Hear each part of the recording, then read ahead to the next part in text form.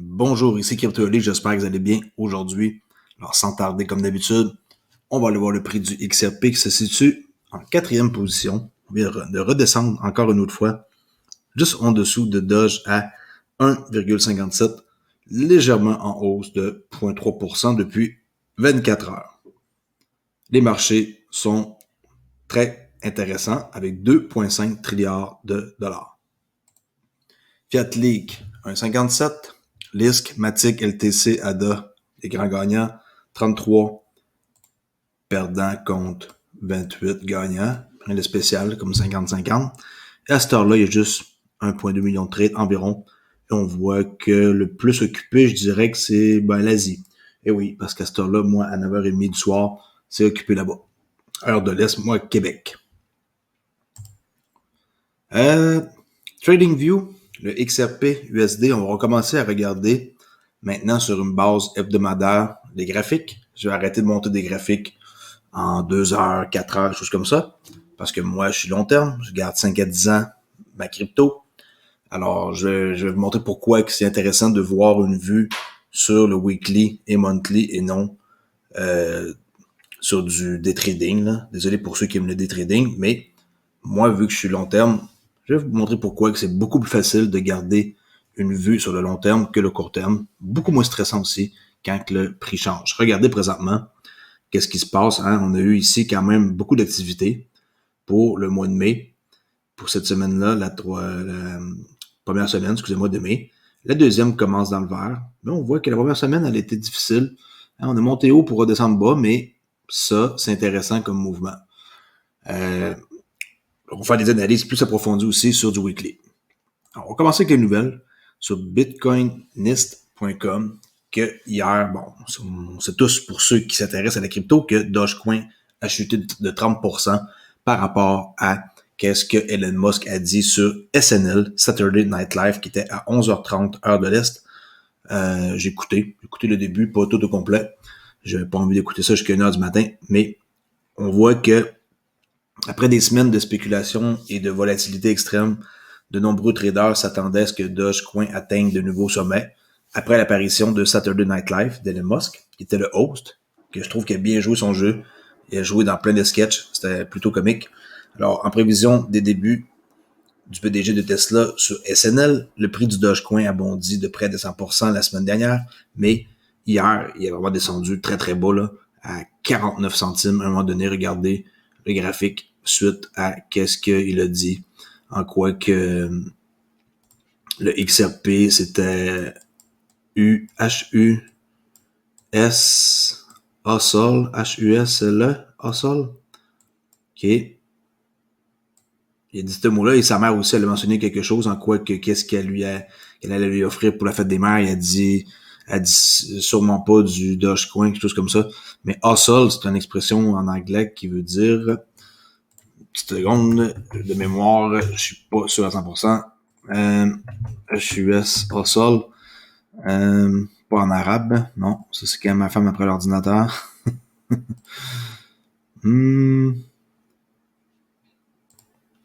HUSTLE, c'est bousculer. Alors, bousculer, c'est pas nécessairement bon, hein, se faire bousculer comme monnaie. Alors, quand il a dit ça, que le Dogecoin allait se faire bousculer, ben, il y a une réaction très très forte qui est apparue suite à qu'est-ce qu'il vient de dire. Fait que HUSTLE, plutôt c'est comme ça que je devrais l'écrire. OK. Peu importe. Hustle. HUSTLE. Ça fait pas grand-chose pareil, hein. Ça l'a fait perdre 30 milliards de dollars comme ça, vite fait, là, ce mouvement-là. Avec juste une phrase comme ça, vous imaginez un mot. Regardez la chute. Juste pour avoir dit hustle. Bon, on continue, hein, parce qu'il y a d'autres choses que Dogecoin. Sur Live Bitcoin News, un nouveau site que je prends souvent des nouvelles, que je trouve plutôt sympa, en quoi que tout ce crypto que vous avez acheté sur PayPal, pour ceux qui ont acheté, c'est pas à vous. Et désolé de vous apprendre ça, mais si vous voulez envoyer votre crypto, par exemple, Bitcoin que vous avez acheté sur PayPal vers votre portefeuille à vous, Descent, Ledger, Elipal, Kobo, peu importe, okay, Trésor, ben vous pourrez pas ça va rester sur PayPal. Pour acheter ou vendre, pas de problème, mais ça reste sur PayPal. C'est pas, dans le fond, à vous. Alors, vous avez acheté des Bitcoin, Ethereum, Bitcoin Cash, peu importe, mais ça reste la propriété comme de PayPal. Alors, jusqu'au temps qu'ils changent pas leur façon de faire, vous ne pourrez pas envoyer vos Bitcoins que vous achetez, par exemple, sur PayPal à l'extérieur du site. Juste une information même à mentionner parce qu'il y a beaucoup de gens qui pensent que c'est à eux quand ils achètent sur PayPal, mais c'est faux. Faites attention. Cryptopolitan, ici, en quoi que les échanges de crypto américains seraient peut-être au bord de l'extinction. Qu'est-ce que vous en pensez? Vous pensez que c'est possible? La société américaine d'échange de crypto-monnaies CoinSeed est menacée par le NYAG. La SEC aussi est auprès de CoinSeed. Le bureau du procureur général de New York suit actuellement l'application d'investissement cryptographique CoinSeed. Le NYAG veut voir la fin de la Société américaine d'échange de crypto-monnaies suite à certaines allégations contre l'échange dans le passé. CoinSeed, l'échange crypto-américain, est accusé de fraude pour le procureur général de New York, Letitia James, qui travaille sur une ordonnance d'interdiction temporaire et une injonction préliminaire pour empêcher la société de transférer de l'argent et de protéger les fonds des investisseurs. Ah mon Dieu, maintenant ils disent qu'ils veulent protéger les fonds des investisseurs. C'est drôle, mais avec XRP, c'est pas ce qu'ils ont fait là. Les hauts dirigeants d'American Exchange ont été inculpés pour la première fois en février et l'autorité n'a pas hésité à déclarer qu'elle souhaiterait fermer la bourse. NYAG a allégué que CoinSeed avait échangé illégalement du Bitcoin et d'autres crypto-monnaies, y compris son jeton le natif, le CSD, sans valeur. C'est parce que la société n'est pas un courtier ou un courtier inscrit. Est-ce que ça vous fait peur de voir que ça serait peut-être une menace pour d'autres exchanges? Moi non, mais je sais que les exchanges vont perdre avec le temps beaucoup de clients qui vont aller vers la DeFi, la finance décentralisée, où ce que on n'aura plus besoin de payer des frais et ça va être un smart contract là, comme par exemple qu'est-ce que je suis en train de faire avec Zookeeper ou avec qu'est-ce qui s'en met avec Flare Network, Flare Finance. Pas besoin d'avoir un middleman, pas besoin d'avoir rien, il n'y a pas de tag, là, on se trompe pas de rien. On connecte notre portefeuille, ça s'arrête là, point barre, et on fait un swap, et on fait un ajout de liquidité, et on emprunte, et c'est très, très, très facile. J'adore la finance décentralisée. Comme je le répète toujours, si j'avais une deuxième chaîne YouTube à partir, je le ferais sur la DeFi. Et de Daily Ode, ici, une autre nouvelle. De nombreux actifs cryptographiques sont des titres, selon le nouveau responsable de la SEC, Gary Gensler. Alors lui, il dit que plusieurs, sur 8, on va dire qu'il y en a combien, 8 000, là? 7011, là, bon, 7115, on va dire entre 7 et 8000, ça dépend de où ce qu'on regarde. Selon lui, il y en a plusieurs qui seraient des titres. Dans une interview avec Squawk Box de CNBC, le nouveau président, qui a prêté serment le mois dernier, discute de ce qu'il pense que le rôle de la SEC sera dans la régulation des marchés cryptographiques. Gensler révèle qu'il considère de nombreux actifs cryptographiques actuellement sur le marché comme des titres et qu'il pense que la SEC a une licence pour prendre cette décision. J'en avais parlé il y a quelques temps, j'en reparle parce que je trouve ça très important. C'est-à-dire qu'il pourrait faire tout que ménage là-dedans parce que s'il dit qu'ils ont la licence pour prendre cette décision-là, on pourrait voir ça ici fondre là, de peut-être de 7000 à 1000 ou quelque chose comme ça, ou peut-être qu'il y aurait 80% qui disparaîtrait là, vu que c'est des titres. À suivre. Très intéressant de voir comment ça va se dérouler. Je crois que maintenant, on devrait entendre parler de lui de plus en plus dans les prochaines semaines, prochains mois. Ça, c'est clair. Surtout prochaines semaines. Le marché boursier sera confronté à un jour de jugement. Je lis la nouvelle sur The Market Business Insider. Cette année, lorsqu'un pic d'inflation inévitable force la Fed, la Réserve fédérale aux États-Unis, c'est ça que déclare Jeremy Siegel, un professeur ici, que apparemment on devrait prendre au sérieux parce que c'est pas n'importe qui. C'est une nouvelle qui est sortie le 8 mai. Jeremy Siegel de Wharton déclarait que le marché boursier devrait faire face à un jour de jugement cette année alors que l'inflation grimpe. Ça peut pas durer comme ça. Les marchés peuvent pas monter comme ça. J'ai montré l'autre jour dans mon live de samedi la charte du Dow Jones. Dow Jones peut pas monter éternellement comme ça. C'est impossible. Regardez le prix du Dow Jones, 34 797. Vous pensez que ça, c'est normal, que ça soit aussi élevé que ça? le S&P à 4236, le Nasdaq à 13 000. Bon, l'or, tout ça, là, ça a mon rapport, là, le pétrole. Mais les index ici, c'est pas normal qu'ils soient aussi boostés que ça. C'est pas possible d'avoir fait monter les marchés. Oui, on a eu au mois de mars, hein, le fameux, on avait eu comme, bon, on va dire que ça c'est le Dow Jones, là. Okay, on a eu un creux là, au mois de mars. Il y a eu des très belles opportunités d'achat sur le Dow Jones ici. Et là, on a reparti comme si de rien, puis ça n'arrête pas de monter. C'est pas normal. Attendez-vous à avoir une méchante débarque. C'est une question de temps. Je le dis, moi, depuis quand même un bon moment. Je le dis depuis environ le mois de mars-avril. Vous imaginez, là, j'étais déjà au courant que c'était pas normal que ça allait descendu d'une claque comme ça pour après se remonter vite. Juste les mois après, comme avril, mai, juin, on voyait que c'était reparti, là. Comment voulez-vous que ça soit sain, un marché comme ça qui monte haut, là? C'est pas normal. Moi, j'ai pas les connaissances de ce gars-là, c'est sûr, mais je dis que c'est la même affaire. Je respecte l'opinion que lui a, puis qu'est-ce qui va se passer, c'est inévitable. Si vous pensez que les marchés vont monter comme ça, dans les airs, puis les gens, qu'est-ce que vous pensez qui va arriver quand ils vont crasher? Ils vont se virer vers la crypto, l'or, l'argent. Point barre. Si vous avez de l'or, de l'argent et de la crypto, vous allez vous en sortir pas mal mieux que ceux qui sont dans les actions. Il prévoit qu'une hausse de l'inflation obligera la Fed à modifier sa politique accommodante et cela effraiera les actions. Il a également déclaré que l'inflation augmentera cumulativement de 20% au cours des 4 prochaines années. On va dire 5% par année, mettons là. Imaginez, 20% d'ici 4 ans. 4 ans en 2025. 2025, le nouveau ISO 20022. Tout, on dirait, est relié. Et c'est assez épeurant de voir qu'est-ce qui s'en vient pour les prochaines années. Alors, le marché boursier va être confronté à une réalité quelque part dans l'année 2021. C'est ça que Jeremy Siegel mentionne. Puis, c'est un professeur, lui, en finance, hein, de Wharton. Que je sais pas c'est où, d'ailleurs, je devrais aller voir. Wharton, W-H-A-R, on va voir ça un instant. Bon, Wharton, c'est en Pennsylvanie, à Philadelphie, école de commerce. D'accord? Au moins, comme ça, je viens d'apprendre quelque chose en même temps que vous. That's it. Passe à la prochaine nouvelle. Excusez-moi, je te mélange dans mes fenêtres. Sur The Block, le trafic web d'échange de crypto-monnaies a atteint 530 millions de visiteurs en avril.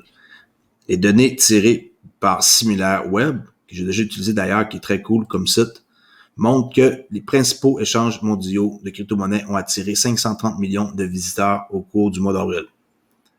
Incroyable, hein? J'en parle depuis aussi plusieurs temps, ça. À partir d'ici, j'en parle de ce graphique-là. Là. Quoique c'est parti vraiment pour la gloire. C'est super de voir ça. On voit que quand il y avait eu l'ancien bull run, là, en janvier 2018, ça l'avait atteint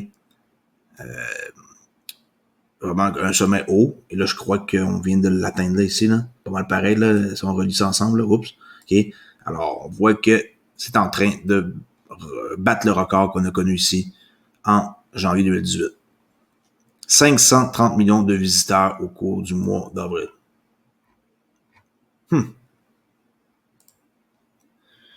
Un job ici chez Ripple à San Francisco comme concepteur de produits seniors. Il recherche un concepteur de produits seniors qui est passionné, créatif, expérimenté pour rejoindre l'équipe de conception à croissance rapide de Ripple. Le rôle, c'est de diriger, créer des expériences de services et des produits convaincants et axés sur l'utilisateur qui résolvent des problèmes complexes. Vous aurez l'expérience de la direction de projets de conception, collaboration des équipes, qui est bon, pas une job partout qui m'intéresserait, mais on voit ici qu'il demande plusieurs choses de 5 ans d'expérience. S'il y en a qui s'intéressent et qui cherchent une job et qui pensent être qualifié, on ne sait jamais. Peut-être que vous avez quelqu'un que vous pourriez lui faire signe que cela existe. Ici, sur Twitter, une nouvelle que j'ai prise avec XRP Crypto Wolf qui parle que, bon, on voit Ethereum, Doge, XRP, Litecoin, puis Polkadot, et toutes les monnaies qui sont ici sont représentées en bas sur Google Trends, et on voit que ça, c'est à partir de mars à fin avril. comment que Ethereum a connu vraiment un pic comparé aux autres, là, un très très gros pic. Et d'ailleurs, ici, son numéro comme 1. Et regardez ici, qu'est-ce que le jaune fait, ça c'est XRP. On voit qu'il a connu vraiment une montée impressionnante, là. Puis ça veut dire qu'il y a un gros intérêt pour le XRP. Puis plus ça monte haut, idéalement, il faudrait que ça monte à 100% comme ça, là. C'est déjà arrivé, ça, avec Doge. Ici, au mois, entre avril et milieu avril, on va dire, après, vers le 15 avril, il y a eu un engouement énorme. Il faudrait aller voir la date exacte pourquoi que ça l'a monté, là. Il y a dû avoir un tweet cette journée de Musk et ça l'a battu un record cette journée-là. Il faudrait aller voir plus approfondi avec les dates. Mais regardez, qu'est-ce que ça fait comme ça? C'est parce qu'il y a un engouement immense. Alors, on peut voir que XRP ici, si je prends mon efface, que vous allez voir que c'est quand même assez impressionnant de voir qu'est-ce qui se passe présentement avec le XRP. Puis, les données, c'est sûr qu'on devrait aller mettre ça pour le mois de mai. Mais il faut attendre que la fin du mois finisse. Alors, on a jusqu'à fin avril quand même qu'on voit l'engouement ici pour notre XRP qu'on aime tant, hein? Surtout moi, avec ma chaîne YouTube. C'est pour ça que j'ai décidé de faire une chaîne, c'est à cause du XRP. Transaction ici assez impressionnante de 61, on va dire 62 là, 62 millions de XRP pour une valeur de 93 millions de dollars, d'un portefeuille inconnu à un portefeuille inconnu. From to. Inconnu, inconnu. Qui est-ce qui s'est échangé ça? En tout cas, c'est pas moi. Continue. En quoi que Mark Cuban sur The Insider, ici Market Insider, explique pourquoi la crypto est l'avenir, d'autant plus que le monde se remet d'une pandémie générationnelle, mot que j'ai de la misère à dire, générationnelle, bon, ok, homme d'affaires vraiment comme redoutable, qui a fait beaucoup d'argent en vendant son concept à Yahoo là, dans le temps de broadcast là, pour quelque chose comme plus qu'1 milliard de dollars. Là. C'était une somme astronomique. Okay? Alors, Mark Cuban, puis il est propriétaire d'une équipe de basketball, puis dans la NFT aussi, il est beaucoup dans les NFT, il est très populaire par rapport à ça. Mark Cuban a déclaré que les crypto-monnaies étaient l'avenir, d'autant plus que le monde se remettait d'une pandémie. Le milliardaire a expliqué les 2 raisons pour lesquelles il pense que le pays devrait passer aux monnaies numériques. Cuban fait partie des taureaux cryptographiques de haut niveau et est un partisan particulièrement vocal du Dogecoin, un autre, hein, comme Elon Musk. Il a vendu des billets de basketball à une femme qui a payé en Dogecoin. Là, je crois qu'il va intégrer ça à son équipe de basketball, les Mavericks. Hein, puis, alors que le marché de la crypto continue de monter, lui, ben, c'est pas compliqué. Il est en train de faire en sorte de faire adopter ça de plus en plus. Puis, l'argent numérique est décentralisé, c'est l'avenir. Les crypto-monnaies, a déclaré le milliardaire, sont l'avenir, d'autant plus que le monde se remet d'une pandémie. On se répète, mais c'est ça. À cause des pandémies, ça fait en sorte que les gens sont portés à utiliser la crypto, un peu comme la bouffe. Je voyais ça matin dans un reportage à la télévision, que les gens ils veulent plus cuisiner, puis ils se font livrer de la nourriture à domicile avec quand même de qualité. Là. Fait que les industries, c'est des cuisines fantômes qui appellent, là. Comme on a HelloFresh, on a ici quelle compagnie qu'on a, que je vois Cookit. On a plein de colis qui arrivent, là. Je vois ça là où je reste dans le condo. Les gens, ils se font livrer des repas dans une boîte, là. Puis ils ont juste besoin de mettre ça dans une poêle, puis tout mélanger, puis leur repas est prêt, là. Mais c'est quand même assez dispendieux, mais c'est des bons aliments apparemment, mais quand même. Je trouve que il y a rien de mieux que d'aller chercher ses propres affaires, là. Mais très, très, très populaire. Je sais pas si vous en France ou dans d'autres coins de votre pays, si vous avez ce genre de business-là, là.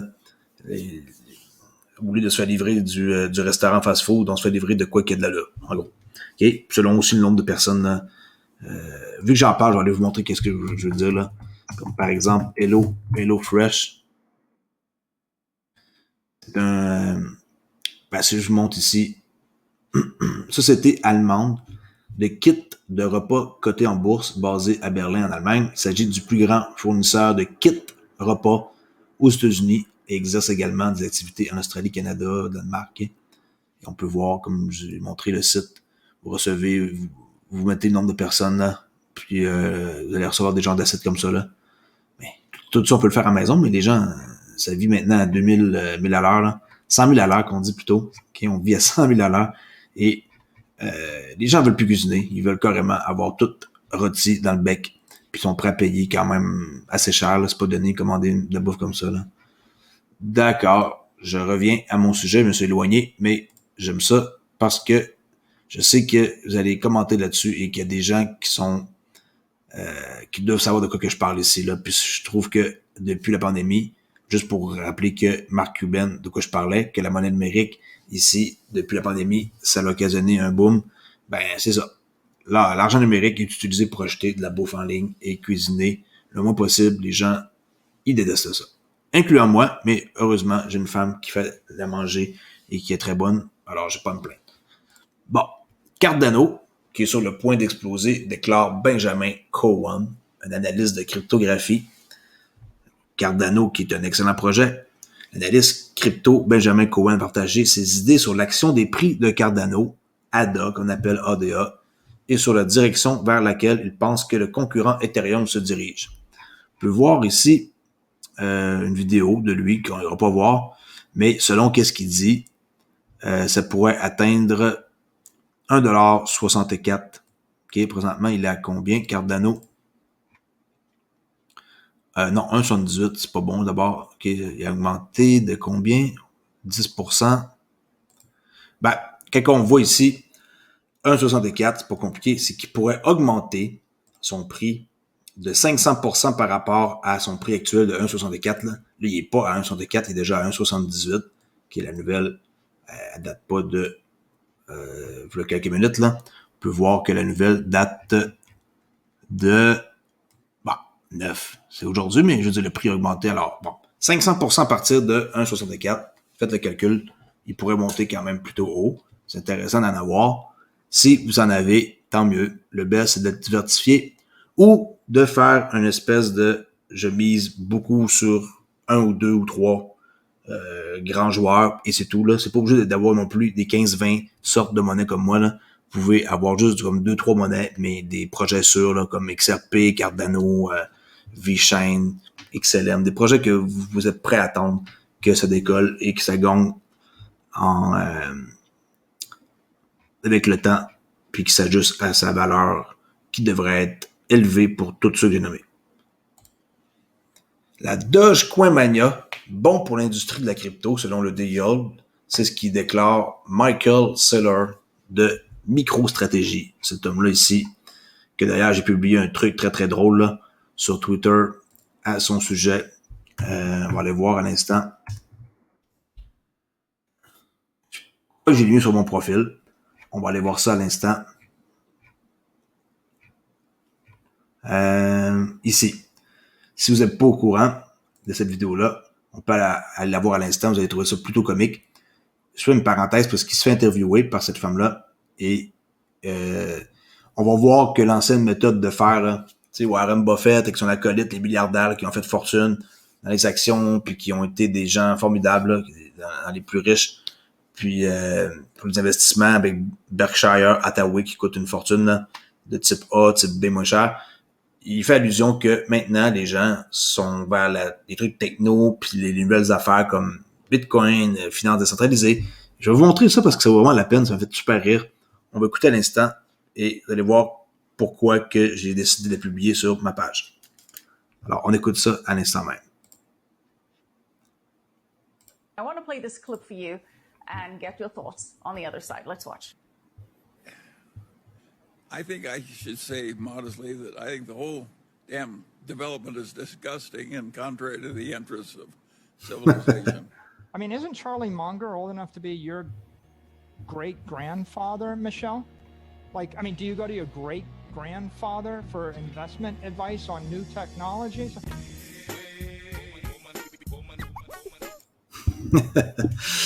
Autrement dit, est-ce que vous iriez voir votre grand-père pour un investissement ou quelqu'un comme lui qui est comme MicroStrategy, que c'est eux qui détiennent le plus de Bitcoin, là, qui ont été dans les premiers à embarquer dans le pas. Alors, on voyait à droite le bras droit de Warren Buffett l'homme qu'on voyait à gauche ici, là, puis qui sont en train de dormir puis mourir là, désolé, là. Puis lui, il a dit que c'était disgusting par rapport à les bitcoins, là. Puis on dirait qu'ils sont déconnectés de qu'est-ce qui s'en vient pour l'avenir. Puis ils ont fait leur milliard, je suis d'accord, dans d'autres choses, mais ils devraient quand même avouer que le potentiel des jeunes, ils vont pas investir comme chez eux, là, ils vont investir dans des bitcoins et des espèces de crypto-monnaies qui sont futuristes et non des actions comme ça là, que personne ne peut se permettre. OK? Alors, une petite parenthèse, désolé. On est dimanche, on se laisse aller. Hein, je fais des vidéos, c'est du live quand même. Hein, moi, je fais pas de coupure, là, puis je fais pas je réécoute jamais qu'est-ce que je fais, là, c'est du live. OK? Comme d'ailleurs mes lives que je fais à chaque jour. À part aujourd'hui, désolé, j'ai pas pu faire de live aujourd'hui. J'ai été passé l'après-midi dehors et j'ai été prendre de l'air avec la famille et ça fait très du bien d'ailleurs. Alors, continue, on achève. Je vais vous montrer une petite dernière chose. Ben, lui, c'est ça, là.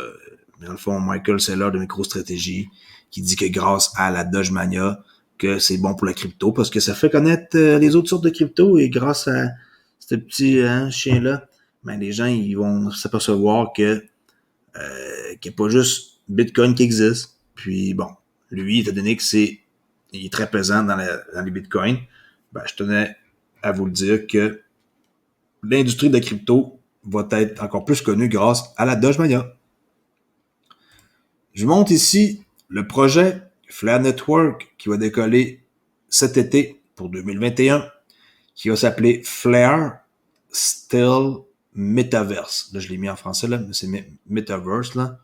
Je vais pas mettre le son parce qu'il y a une espèce de trame sonore. Je sais pas si ça va me faire des problèmes avec YouTube.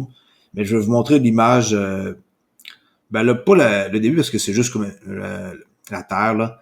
Mais vous allez voir leur projet par rapport à la plateforme NFT qu'ils vont créer sur Flare. Tu sais, comme Rarible, OpenSea, basé sur Ethereum, Flare vont avoir leur propre plateforme NFT. Très, très, très grosse nouvelle. Vraiment. Et attendez-vous à quelque chose de big. Flare, je vous le dis, c'est la chose à être. Soyez au courant de qu'est-ce qu'ils vont faire. Puis après ça, si vous êtes intéressé à être dans des applications comme Flare Finance, ben vous pourrez par la suite aller dans des pools de liquidité et faire comme que je fais présentement avec Zookeeper. Alors, on va aller voir la nouvelle, la vidéo. Et vous allez être surpris de voir que c'est comme assez... on voit pas trop qu'est-ce qu'ils veulent faire, mais en même temps, c'est très futuriste, un peu comme Ready, le film là, Ready One. Je sais pas si c'est ça le titre, là. Qui vivent juste dans le virtuel, là. OK. Ready One, en tout cas. Bon, on va aller voir ça immédiatement, mais sans son, étant donné que je vais pas me faire avoir avec YouTube, là. Petit instant, je vais enlever ici le son complètement. C'est parti. Et comme j'ai dit, je vais vous montrer juste à partir du milieu, là. Au début, on voit, bon, la planète, là, qui est à partir d'un certain moment, on voit quelque chose de très, très, très intéressant, là. Imaginez, là, ça, c'est tout virtuel, là. Acheter des trucs dans le virtuel, voyager dans le virtuel, rencontrer du monde dans le virtuel comme ça. Je sais pas si vous êtes comme moi, mais je pensais pas que ça allait arriver aussi vite que ça. C'est pour cet été que Flare Network va intégrer une espèce de plateforme comme ça, là. Alors, je vous le dis d'avance, les NFT, encore une fois, un autre très bon sujet pour les gens qui vont se lancer là-dedans avec une chaîne YouTube. NFT, finances décentralisées. Et voilà, Coming Summer 2021, Power by Flare. Si ça vous dit pas de quoi et que ça vous intéresse pas, sérieusement, je sais pas qu'est-ce que vous faites en train d'écouter ma chaîne parce que je vous montre le futur. Alors, soyez au courant, Flare, ils vont avoir leur plateforme d'NFT avec beaucoup plus que qu'est-ce qu'on peut voir là, du gaming. Il y a tout là-dessus, on pourra faire des trucs de ouf. Je sais pas plus que vous, qu'est-ce qui va se passer.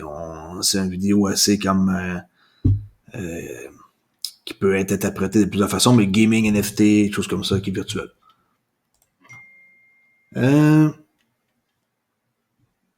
Ça, c'était le rapport que finalement, j'ai pas eu le temps de vous montrer au complet là, sur Ripple.